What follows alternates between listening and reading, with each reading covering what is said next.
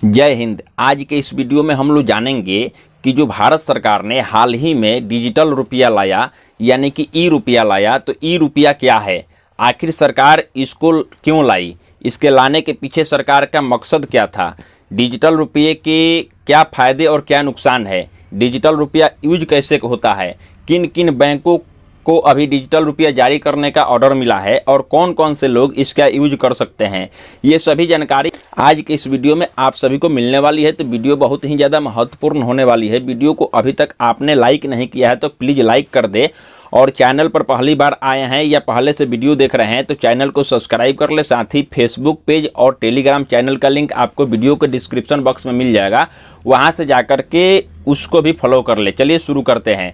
साथियों, मैं आपको बता दूं कि हाल ही में भारत सरकार ने ई रुपया यानी कि डिजिटल करेंसी को जारी किया। इसको क्यों जारी किया, इसके पीछे क्या मकसद है, तो मैं आपको बता दूं कि डिजिटल रुपये आपके मोबाइल में रहेगा, आपके पॉकेट में ये पैसा रहने वाला नहीं है। जैसे कि अभी तक 1000, 500, 2000, 10, 20, 50, 100 का नोट आपको लेकर के पॉकेट में चलना पड़ता था, जिससे कि बहुत काफ़ी परेशानी होती थी। लेकिन डिजिटल रुपये आपके मोबाइल में रहने वाला है। इसी डिजिटल करेंसी के साथ, ई रुपया के साथ आप अपना सामान खरीद सकते हैं, बेच सकते हैं, एक दूसरे को ट्रांसफ़र भी कर सकते हैं।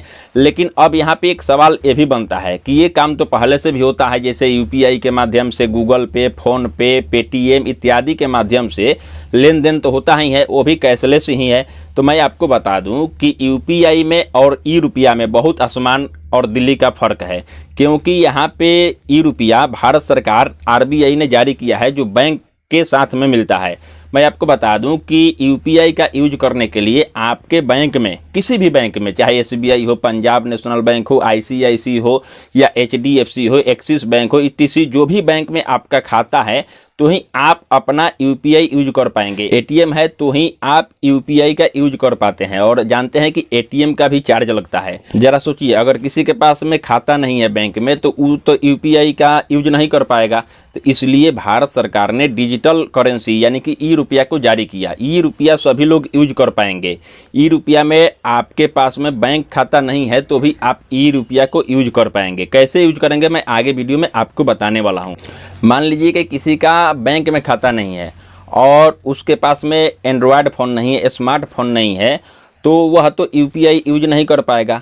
तो उसके लिए भारत सरकार ने ई रुपया लाया। हालांकि ई रुपया को भी यूज करने के लिए आपके पास में स्मार्टफोन होना चाहिए, तो ही आप ई रुपया को भी यूज कर पाएंगे। लेकिन इसमें अगर आपके पास में बैंक का अकाउंट नहीं है तो भी आप ई रुपया को यूज कर पाएंगे। कैसे यूज होगा मैं आगे वीडियो में बताता हूं। लेकिन उससे पहले एक बात और जान लीजिए कि यूपीआई को यूज करने के लिए आपको चार्ज लगता है, लेकिन इसमें आपको कोई भी चार्ज नहीं देने वाला है। चाहे 10 का, 20 का, 50 का, 100 का, 500 का, 1000, 2000 का जैसे नोट होता है, उसी प्रकार से यूपीआई में जैसे आप ट्रांजेक्शन करते थे, उसी प्रकार से same to same digital currency e रुपया को भी आप यूज कर पाएंगे। उसी से सामान खरीद सकते हैं, किसी को दे सकते हैं, कहीं जाना है तो ट्रेवल कर सकते हैं, इत्यादि सभी काम ई रुपया से आप कर पाएंगे। और सबसे बड़ी बात कि ई रुपया को कोई चुरा नहीं सकता है। आपके पास पैसा हो नहीं हो, यूपीआई हो ना हो, कोई बात नहीं है। आप डिजिटल करेंसी का यूज कहीं भी सामान खरीदते हैं तो आप वहां पर स्कैन करके दुकानदार से आप सामान ले सकते हैं। यही सभी बातें को ध्यान में रख करके भारत सरकार ने अपना ई रुपया जारी किया, यानी कि डिजिटल करेंसी जारी किया है।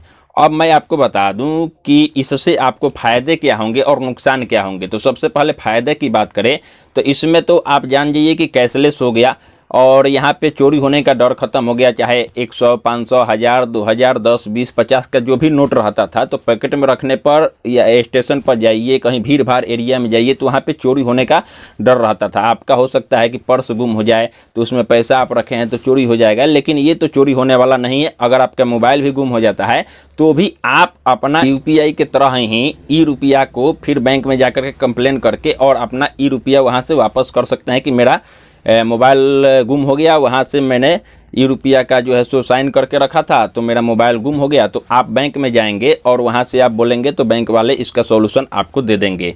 यहाँ पे चोरी होने का डर बिल्कुल ही ख़त्म हो गया। अब हम बात करते हैं कि इसका नुकसान क्या है। तो मैं आपको बता दूं कि इसका कोई भी नुकसान नहीं है।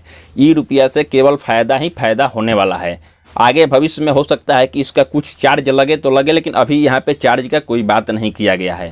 अब हम बात करते हैं कि ई रुपया का यूज कैसे होगा।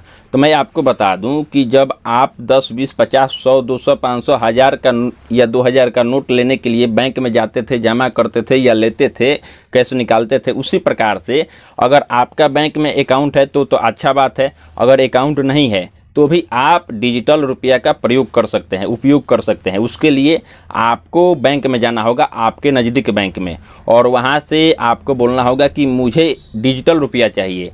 हालांकि यहाँ पे बताया जा रहा है कि खाता नहीं होगा तो भी मिल जाएगा, लेकिन आज के समय में हर किसी के पास में अकाउंट है, चाहे वो किसी भी बैंक का हो, तो अकाउंट तो हर किसी के पास में है।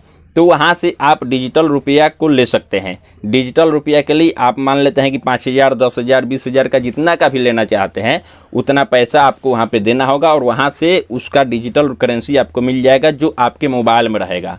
उससे आप केवल सामान खरीद सकते हैं, ट्रेवल कर सकते हैं या किसी को लेन देन कर सकते हैं। इसमें बिजनेसमैन को बहुत ही ज़्यादा फायदा होने वाला है, क्योंकि 10,000, 20,000, 2 लाख, 4 लाख जिनको ट्रांसफ़र करना है, एक दूसरे को देना है, वे लोग इसका यूज बहुत अच्छा से कर पाएंगे। हालांकि खुदरा सामान खरीदने वालों के लिए भी यह डिजिटल रुपया काम बहुत ही अच्छा आने वाला है।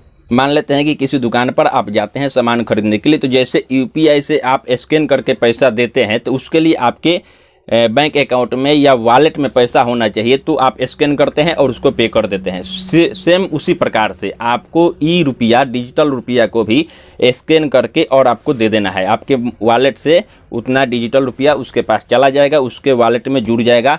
इसमें बैंक उसके लिए कुछ एप्लीकेशन देने वाली है जो दुकानदार हैं उनके लिए। अब इसमें दुकानदार लोग कैसे यूज करेंगे, तो उसके लिए जैसे यूपीआई का स्कैनर मिलता है, उसी प्रकार से बैंक से आपको स्कैनर मिलेगा। उसी स्कैनर के माध्यम से आप पेमेंट को एक्सेप्ट कर पाएंगे।